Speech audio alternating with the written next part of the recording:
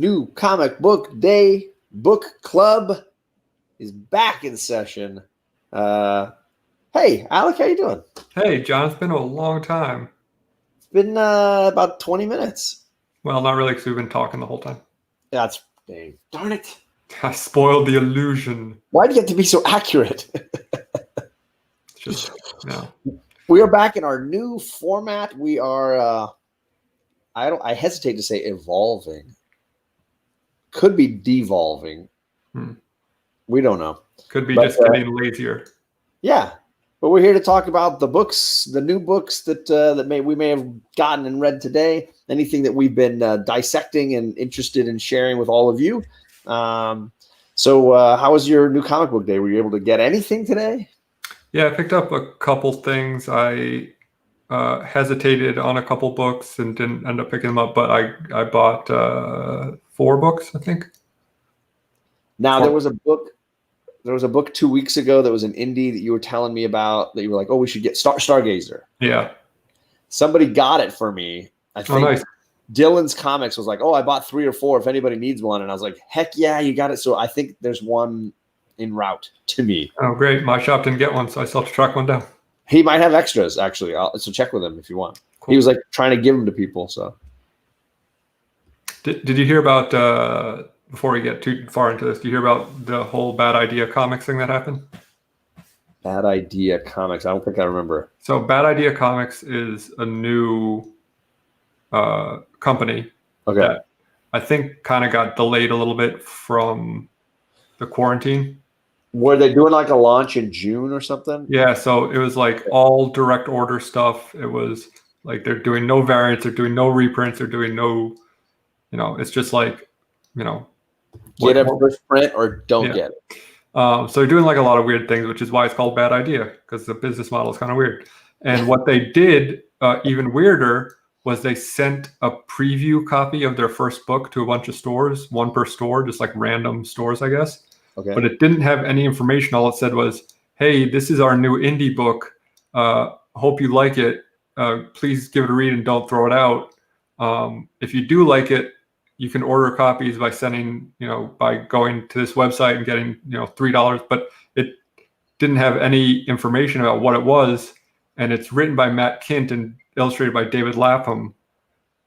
And because probably a bunch of shops didn't pay it any mind, it's going for like $200 or $300 on eBay now. That version? Yeah. That's hilarious. That just came out this week. So the real one's not out yet. Okay. So the official ones are still down the road somewhere. That's crazy. So it's a bold marketing scheme. Pixels and Pens was earliest in here talking about the Jen Bartel variant for this book, which I looked at for the Storm. Sorry, I'm talking about the Storm giant size. Are they calling it giant size Storm? Giant size X-Men Storm, right? They're not calling Storm giant size, right? No, she is large on the cover, but normal size seemingly in the book. Yeah. So I looked at that Jen Bartel. Did not love it. I really like her work a lot, but this cover didn't grab me. Yeah, I'm a big Russell Dauterman fan, so I went with that one, and it looks awesome. Hello to Kate Titus, konnichiwa, and hello to Ruben, and Comic Man Andy. Hello to Todd Christian, and Vinny. What is up? Issue says, spoiler alert, it wasn't good. As if that's not like on brand for us. Yeah, right. I bet he's going to hate it. I hope he's going to hate it. Anyone know if Alex is going to hate it? See, it's all, look at, you've got hate watchers. No. Haven't read it yet. Got it for the Alex Ross covers. Yeah, the Alex Ross, is that those like timeless variants? Yeah, with just the like headshots on them. Yeah. Which they had like the original Storm costume, right? Yeah. Not a big Ross guy. All right. I didn't dig a handful of his covers, but I like the Storm. Right, there you go. Everybody's got their faves. So they've got that whole, I don't know how many are in the full set that he's doing. That's a lot. There's a bunch, right? TJ's trying to get a 9.8 in all of them. Hard pass. Hey, hello to you. And hello to Tom of many Toms. Tom. And the magic of all the lassos. And I think that's Coach Vic. I'll take a giant size storm, right? No complaining. Evolution is a lie. Okay, come on now. Come on now. Ball gazer. Oh my gosh. Boy, we got our troll at 100% in the chat. Love it. Yeah, so we're going to be talking about this new issue of Storm, Hello 90, and we're going to be breaking that down and getting into that and then sharing maybe some of the other books that we got this week.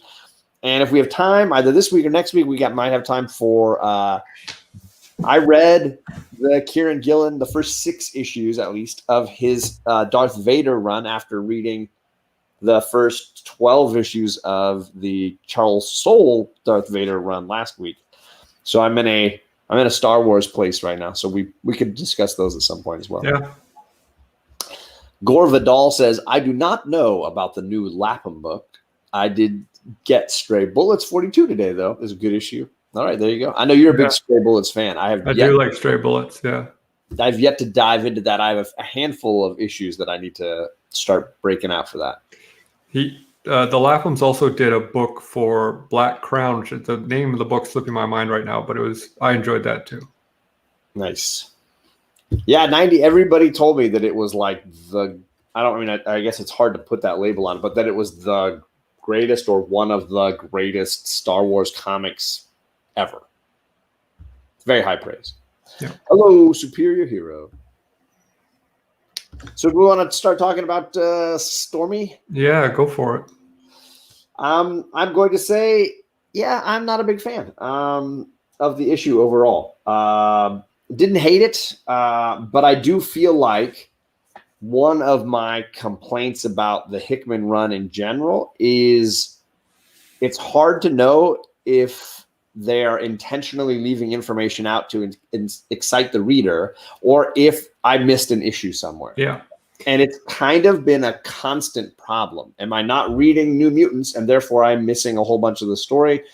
Or is it because they're being subtle with the storytelling? And this definitely suffered from that. I've been reading a ton of the Hickman universe. I don't remember Storm getting infected with anything. I don't know why they couldn't give me that in Marauders issue 12 or something. Yeah. So for me, grade wise, I would definitely put this 7, maybe a 7 out of 10.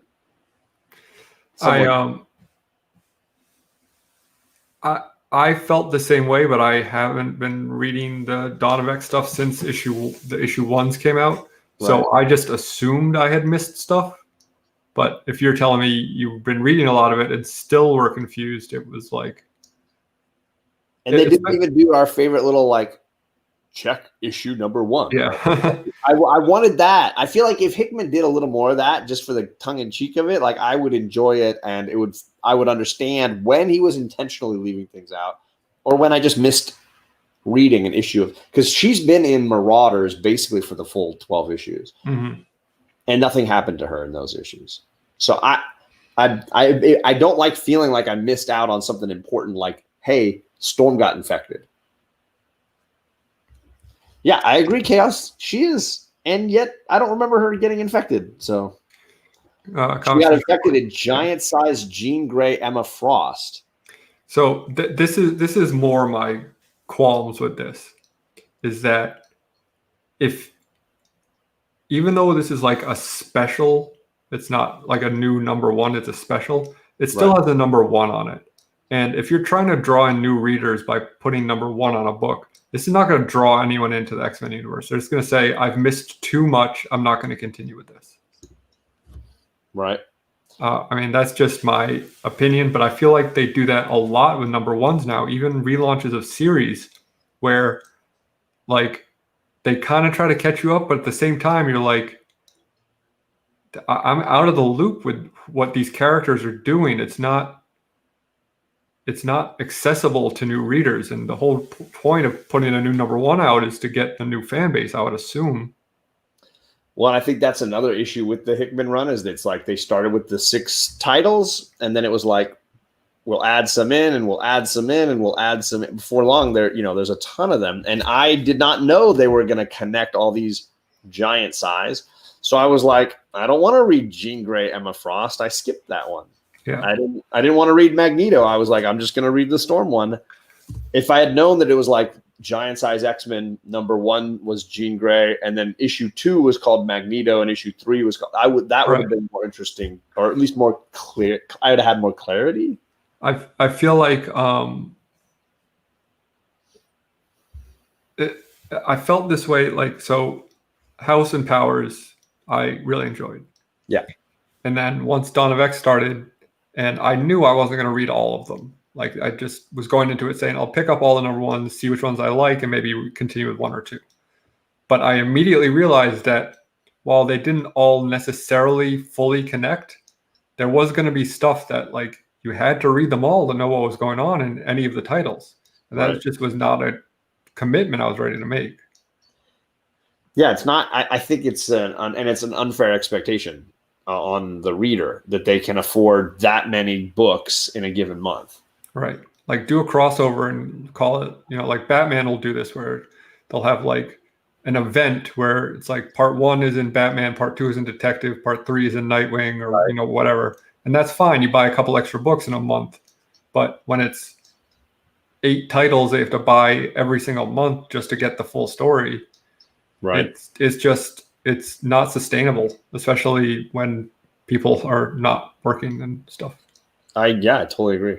Coach Vic says they got him with the #1 thing, although Jason's saying they're going to have all the giant sizes into one trade, which makes sense. I would have numbered them, right? Giant size, call it the whole thing Giant Size X-Men, and just subtitled each one its own title, but count the numbers along so that I know I got to follow the story. Well, there is the little guide in the back which shows you the reading order. It looks like it was more for House Storm of X, doesn't it?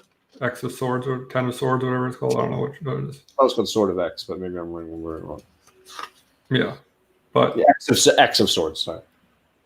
Yeah, but I don't see like Giant Size Jean Grey or Giant Size Magneto. But to my point, this list has Cable, New Mutants, Wolverine, Hellions, Marauder, X Factor, X Force, Excalibur, Giant Size Storm, X-Men, Juggernaut, X of Swords, Giant Size X-Men tribute to Ledwin and Cockrum. Like that's a lot of books. It is a ton. I also wanted to highlight this from Chaos. He's saying I love this X-Men stuff. I love this X-Men stuff, though one could get gotten by reading only stuff written by Hickman. I think you're trying to say like you could have gotten all of it just by reading the Hickman written stuff, which I know he's writing the Giant Size and he's writing X-Men the title. I'm still reading X-Force, X-Men, and Marauders, which is a big bite out of the universe. So I feel like it's not fair that if I'm reading that much, I shouldn't be missing this many holes, but maybe that's me. So Chaos and Comics does refer to it as 10 of Swords, and I heard Drew say that the other day. Is it 10 of Swords or is it X of Swords? I don't know. I know there was House of X and Powers of 10. Right. That's a good point. I only get 3 X books, so I'm a little nervous, right? I'm going to try to get the first few Swords books, but there's it's a 22 issue story. The X of Swords or 10 of Swords or whatever it was. I know it's 5. I saw that. Don't worry. I saw you, brother. 10 of Swords is what they're saying for the most part. With 10 of Swords, they're going to change it and eliminate some. That would be nice. Words are hard for Chaos. I understand that. 10. So people are saying it's cool. Good to know. I'll start calling it that a little more consistently. So what would you give it out of 10? What are your feelings if you were just like? It was like a 5.5. Like it wasn't even like, despite it being confusing to a point. Like it wasn't like I wasn't like, oh my God, what is happening? It was just like I felt like I was missing something, but it just wasn't even that exciting or interesting. Gotcha. Yeah. Now, art-wise, I'm a Dodderman fan, so I was very happy. It looked nice for sure. I was really happy with the style and the look of it. I liked the look of Infected Storm. She was kind of badass looking. I don't know that I fully understood the plot. Again, I don't know if it was because I don't know certain characters well enough, or I missed something maybe. It seemed like, and maybe if there's a hardcore X fan in the chat reading a lot of this stuff, it seems like they go into the portal or whatever they go into, the dome right here. Reminds me of an earlier issue of X-Men where X-23 and a few others go into this sort of temporal zone. So I don't know if this is related to that at all, because that was the last time we saw X-23, as she went into this zone where time has less meaning and it's hard to know, what would happen to them. And then we haven't seen or heard from them since, as far as I'm aware. It's funny. Time feels like it doesn't have any meaning in this universe. I feel like we've certainly been in an election year for like 3 years now. Or this show. Also true. 3 out of 100. Yikes! Yes, I do love Storm. She's awesome. Yeah, I mean, I the book as a whole, like, I judged it for the art too, which is why I gave it a bit of a higher grade. But yeah, I didn't really enjoy it, I wouldn't say. Yeah, and I mean, I love these characters, and I'm invested in the universe. And if it's a miss with me, the target guy, I don't know that that's a good thing. Right. Yeah, and honestly, you didn't get a whole lot of Storm in it. That's true too. She was definitely not the lead. Super weird. Or like she was the co-lead. I mean, it was a story about Storm technically, because they're trying to save her from dying, and and she had like this weird monologue in the middle of it that was like a narration monologue that felt very out of place, because the whole book was not narrated. Right. No. About why she felt like she shouldn't just die and be resurrected, because like life is worth living or something. I don't know. It didn't really make a whole lot of sense. But I felt like it was more a book about like any of the other characters. Yeah. The guy who looks like Firefly from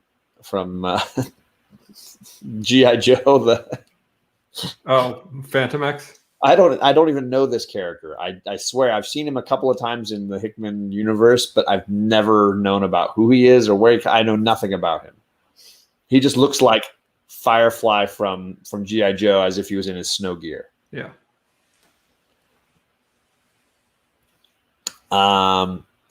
So plot wise, yeah, if I'm not the target audience, then I just don't know who they made this for. I don't know who's the person that's going to be like, yes, this was. They made it for the Marvel executives who wanted to make money. I feel maybe that might be accurate. Phantom X is awesome. Read the Remender. I have not read that run. Yeah, I have not read it. You should pick up giant size Phantom X. Coming next month, I have no doubt. But he's got a small part in that. It's really focused more on Storm. Yeah. See what we did there? Yeah, that's good. Yeah, I've never read that Remender Uncanny X-Force run. I've heard some people say it's the greatest thing ever. Other people are like, it's not so great. So I do everything though. What's that? That's everything though, right? Right. Well, I mean, but it seems like highs and lows. There's not it's very polar. So yeah, I mean, I don't know what else to say about this. I don't know that we need to go on and on about it. I did not realize what had happened to Warlock and that he was like connected to this guy now. Yeah. So that's again, the art was really cool. Because I hadn't seen Warlock in a really long time, but maybe that's part of the New Mutants that I'm not reading, which is one of the books I'm not reading.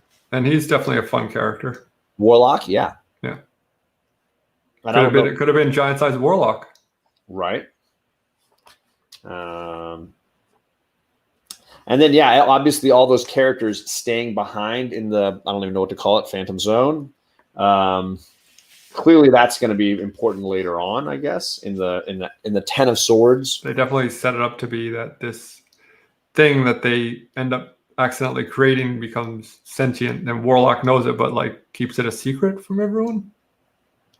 Right. Gore says, I enjoy these talks. They help me decide what to buy now or wait until it's in trade or avoid. Comics are expensive. Hey, if we can help you save some money, then I do appreciate that's useful for you. Yes, it's called The World. I got issues it. In quotes. Air quotes. So that's the hot or not take on giant size. Sounds like it's funny. Usually, like we get a lot of pushback in the chat of people being like, "Oh, I liked it," but today I feel like people are just like, "Yes, that's not great." It seems like a lot of people that were buying it for the cover and just enjoying the art of it, which I can respect for sure. And for me, the Daughterman was the beauty, and I was very happy with that. She's a beaut, Clock. She's a beaut. I just feel like a character that awesome deserves a better story. Yeah. So that's just me. That dude in the big costume is Phantom X's twin brother, I believe. Spoiler alert. The dude in the big costume? The guy who Phantom X is talking to when they get there. Yeah. Okay. Where he says he's going to stay with them. Yeah, Vic, if you are not following the current X-Men run, this issue's not really a standalone wrapping up story that's like, so yeah. But hey, if you got that beautiful cover, you can always, hang it on the wall or something. Cool. A lot of people will cover by nowadays. I try not to, but every once in a while that happens. Got to read Giant Size Phantom X and other X-Men stuff first. Maybe he's serious. Maybe there is a Giant Size Phantom X. I thought that was a hilarious and legitimate joke. I mean, even if it's real, it's a hilarious and legitimate joke. On us, the buyers. Hey, I think I know who that is. Jay Ritty. Is that my Joe Ryan? Is that Joe Ryan? I hope that's Joe Ryan. Nice to see you if it is. But if don't call him out like that. Jay Ritty. Look at White Whale's beautiful locks. There it is, right? All I do is cover by. Dude, I wanted to shout out Issues' breakdown today of the books dropping next week. There's some fire coming next week. You guys should click over to his Instagram and run through his story. There are some fire covers coming out next week. So there he is. That's the joke. Hey, hell yeah. Good to see you, man. Good to see you, man. Yeah, heck yeah. So yeah, there's some really good covers next week. In fact, I was going to talk with Alec too, because there's a ton of choices we could pick for next week if we want. Oh, thank goodness. There's a lot of number ones. Yeah, absolutely. It's absolutely heavy. A lot of number ones, a lot of indie number ones, a lot of like story number ones. Obviously, 10 of Swords starts up, but I mean, I'm going to read that for me. You don't need to feel like you want to dive back into this universe 2 weeks in a row. But that's stuff to think about for sure. Do you want to share anything you got this week that you're pumped on, that you got a chance to read? I read this book, Stillwater. I hear that, and I have to think of Almost Famous. Stillwater. It's by Chip Zdarsky. Yeah, I heard. I haven't read it or know anything about it. But. It was okay. I kind of wanted it to be better than it was. I think it was interesting, but like something about like Immortals. Yeah. So it's basically this guy. It starts off with him getting fired from his job. He then gets a letter saying his great aunt or something, great grand aunt, died and left him something, and he used to go sell her estate in this town called Stillwater. But there's no like road signs or anything to get there, and nobody really knows where it is when they ask for directions. So finally they get there and they see this kid fall off a roof, and he takes him, like runs into this doctor, and the doctor's like, you need to leave, get out of here, or like I can't help you if you don't leave. The kid then miraculously recovers, and then a cop basically says like, hey, you've seen too much, and he pulls them out of the town to kill them, because once you're outside the town line you can die, and he's going to assassinate them. And then I won't spoil the very end, but it was like an interesting, that's good intrigue. An interesting setup. I really liked the art.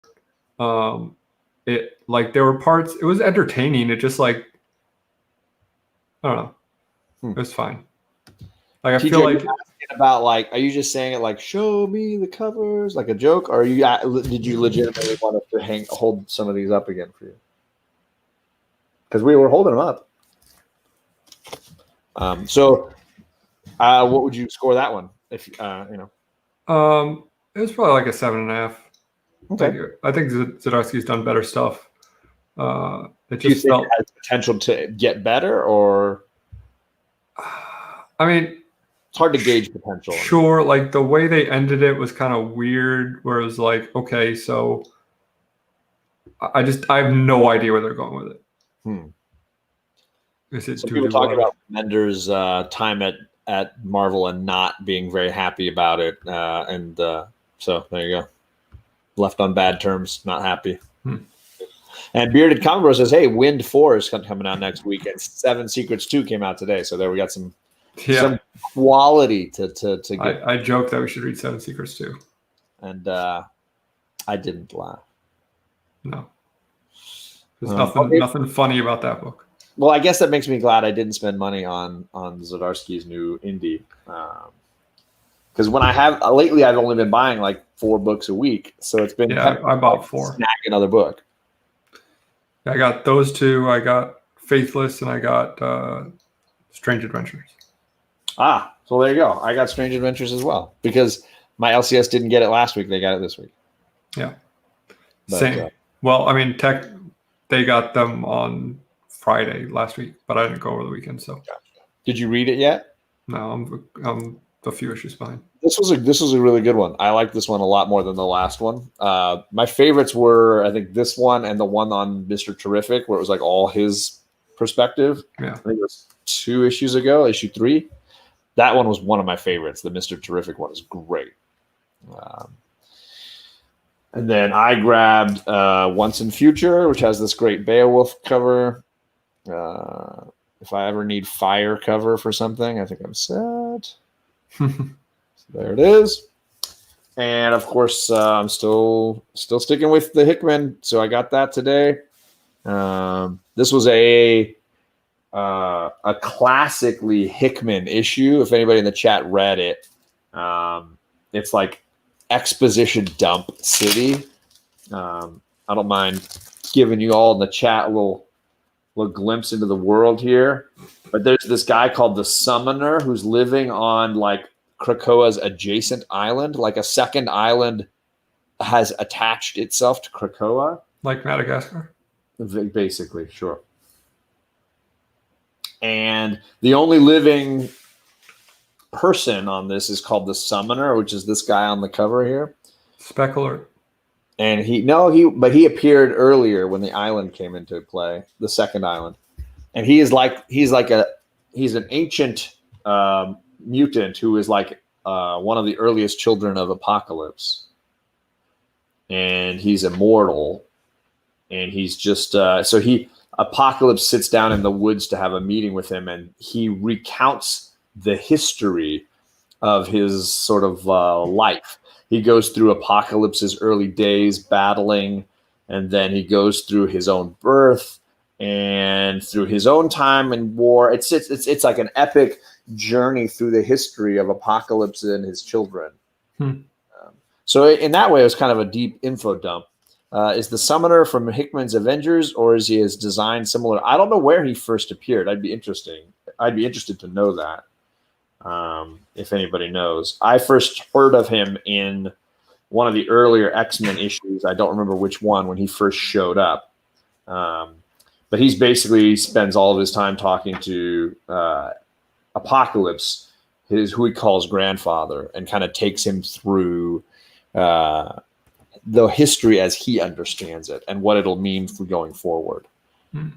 So, hello, Mark the Cuddy Sark and Chris Barrett. Hello to you. I feel like I haven't seen you all night, man. How you doing? Hope you're doing all right. Saw Stillwater, thought about it, decided not to get it. Glad he passed on it. The premise sounded like one in a Jose Saramago novel. I don't know. Gore knows a lot of stuff, man. Apocalypse. Apocalypse. I can't pronounce that. Apocalypse. There you go. That's the one we needed that. That's what we needed. Apocalypse. Hello, Ruben. Thanks for coming back around. So for me, I enjoyed the info dump of X-Men 12. Not a particularly riveting issue for action's sake, but for Hickman history's sake, obviously significant in that regard. Yeah. And then, yeah, Once in Future I read and enjoyed, as always. I know some people don't like it as much as me, but I find it very Shaun of the Dead-esque. Wow. Patrick Wall. What anything else did you read any of the others that you got? No, I spent all my time rereading that Darth Vader run. Oh, I'm sorry. Should we get into that then? I mean, we can talk about it briefly. I don't know how much of a deep dive we want to do with it, especially if there's good stuff coming out the next couple of weeks. But right. I mean, what did you think about it compared to the Soul run? Better than the Soul run. Yeah. Or is it Soul? Sure. Did they say it? Soul? Soul. I don't know.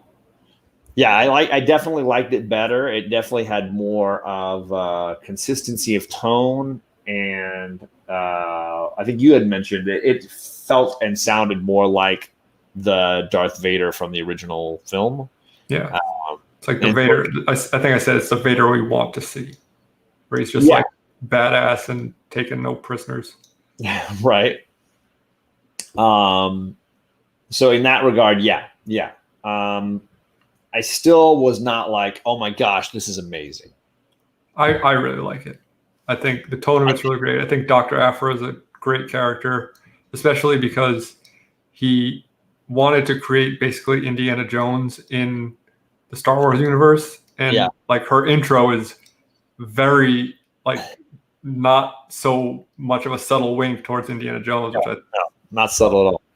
That was really funny. She's like running away from a big ball that's rolling after her, and she slides under a door. And she even has the line where she steals a thing from a museum and she says, "This should be in an airport." Right. Yeah. Is John not getting Vader? I don't know quite what that means. I'm basically starting my first time ever reading Star Wars comics. I read the first 12 issues of the Charles Soule run, and then everybody said, go read the Kieran Gillen one. And so I loaded that on the app and I read the first 6, which is, I think, the first story arc. Yeah. The Kieran Gillen run. I think both of those runs are like 25 issue long. So it's just a fraction of or a quarter of the whole thing. For me, like the Soul run is like fun and enjoyable, but the Gillen run is like, I don't know. It really brings me into the universe a lot more, and it really gives me the tone and I don't know. It excites me more. It makes me want to read more of it more than the other one. I could see the attraction, certainly with like Aphra's wit and sarcasm mixed with even the evil droids. Yeah, they're so good. So I feel like that I could see that, and it certainly needed it because obviously Darth Vader is a one-note character, top to bottom. You're not going to get like shades of anything. So I get all that. For me, I don't know. I've never been much interested outside of the movies for Star Wars. Like I don't need a TV series. I don't need an animated show. The movies are what they are. I don't feel the passion for it that like, I want to know all the minutia of where does this come from? How did they do this? And where does that? And how does the Imperial Senate operate and what happens in succession order? And I don't need any of that. Yeah. So both this Vader run and the Aaron Star Wars run. That's what Chris is saying. I really like both of them because they aren't like, they don't go into super deep minutia. It's just they fill in gaps between the movies because the Aaron run takes place between A New Hope and Empire. Just like this run does. Right. So it's interesting to see what those characters were doing in those time spans that, between the movies. So it's just kind of like flushes it out a little bit. And I find it interesting. Gotcha. So yeah, there's obviously some dissension between the two right here. got issues and and Ruben on one side and Chris on the other. Yeah, I mean, you don't have to sell me on that, but I mean, I know that Trekkies can be just as like into the little minutia of, well, that's not on deck C, that's on deck D, and I don't care about any of that either. I just want a good story, and for me, I was like, it's all right, it's all right. Also, I have a hard time comparing a television show to a movie franchise. In the sense of like, The sense like standard or just like, because they both are stories about space, but Star Trek is like, so it's naturally deeper because there's just more of it. Right. That makes sense. I mean, I'd much rather live in Star Trek than Star Wars. Well, sure. Yeah. Nobody wants to go to war, but they would love to explore a little bit. Yeah, I love The Mandalorian. You guys are right. Pretty much like John when it comes to Star Wars. Hey, that's a rarity, Gorvidal. Yeah, so I mean, I enjoyed it more, but I will check out the Aaron run, and I will try. I mean, I have a lot of respect for Kieran Gillen, so I would kind of want to finish his run, not just read the one storyline. So for me, like I want to complete that. I'd love to do the Aaron run, or at least try it, because I'm trying to expand my Star Wars knowledge a little bit. I don't know. I mean, I like Star Wars. I generally don't like hate any of it. Like I just some of it I think is really flat for me, you know. And the closer you get to Lucas, I think it gets that way. You know, that's just me. No, for sure. I mean, clearly he's directed the worst Star Wars movies, so. Yeah, I would definitely agree with that. And I know some people would disagree with that. So I've surprisingly in the last year met a lot of people who love the prequels and most of all. Yeah, those people disturb me. They are the disturbance. Seven, we're calling you out. They are the disturbance in the Force. Those movies are a war crime. Aren't they though? God, they're so bad. Don't fault Gene Roddenberry. Sorry, I lost that. For being a revolutionary. Hey, there you go. Misa, deep character. Oh man. Hilarious. All right, I'm not going to get this chat is wild. I'm sorry to bring up Star Wars. It is always going to be a hot button issue. But I like that I'm trying some of these things out. I do think Aphra and the robots are the best part, and my worry is always making Vader look so badass in this movie or in this comic kind of cheapens him in the other movies when he just kind of like stands there and moves the lightsaber around a little bit. He's like, because they couldn't get David Prowse to do all that cool stuff. They didn't have the effects to do it. But in the comics, he's like jumping off stuff and flipping and throws the blade and catches it again. And, I don't know. It worries me. Worst prequel is still better. Oh my goodness. Look at this chat. You bring up Star Wars and everybody's opinions. They're so heated. Right? Saying the worst prequel is saying like, what's the worst type of cancer? They're all just bad. Oh man, eight is the worst. I hated 8 so much. Which one's 8? Last Jedi. The middle one where the one where we get Luke back. Yeah, gotcha. I don't have that. I don't have a visceral hate for any of them. I feel very strongly about the Clone War or the Attack of the Clones and some of those early ones, but I don't necessarily have any hate for any of them. I just don't. I don't plan on owning some of those. So let's see here. Look at them. They're all running through it. The current Vader run. There's back to comics. Current Vader run is actually humanizing Vader. There you go. I don't know that I want my Vader humanized, but there you go. I agree. 9 wasn't good. I did not enjoy 9, but I didn't dislike it as much as 8, just because I felt like 9 was just poorly made. 8 was just poorly conceived. No room for hate here. We just saying his name. Just say it. Just saying his name. Just leave it Ryan out. Johnson. What's up, Ryan? I actually like Ryan Johnson as a filmmaker. So, I mean, if you guys haven't seen Brick, that's an awesome freaking movie. Brick is a great movie, but it's Amazing. not a Star Wars movie. It's not. No. I'm just saying I'm saying, don't shade him for everything if you didn't like his one Star Wars movie. I didn't at all. Looper was also good. Yeah, Looper's a very good movie. Heck yeah. Oh boy, don't get me started on Looper. Okay, I won't. Because it's 40 minutes in and we should wrap this up probably. Probably. But I did not care for Looper. All right. Surprise, surprise, I didn't like something.